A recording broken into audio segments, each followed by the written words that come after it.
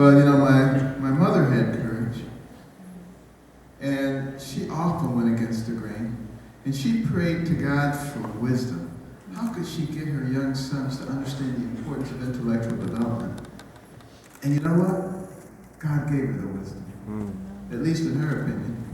My brother and I didn't think it was wise at all. I mean, turning off the TV and making us read 2 books apiece from the Detroit Public Library every week and submit to her written book reports, which she couldn't read. But we didn't know that. She would put check marks and highlights and underlines. We would think she was reading the wisdom. And her friends were very critical of her. And they would say, "You can't make boys stay in the house reading books. They'll grow up and they'll hate you." And I would overhear them and I would say, "Mother, you know they're right." But it didn't matter. We had to read them anyway.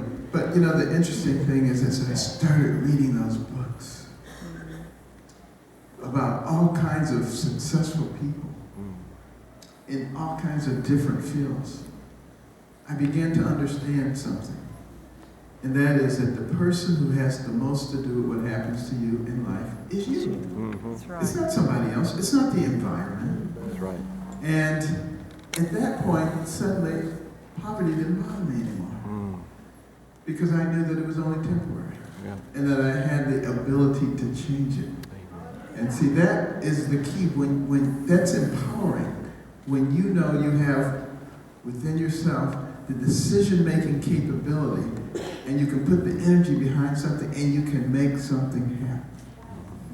And that's the same thing that's going on in our nation today. We, the people, actually do have the capacity. We don't have to accept what is given to us and what is portrayed as the way we are.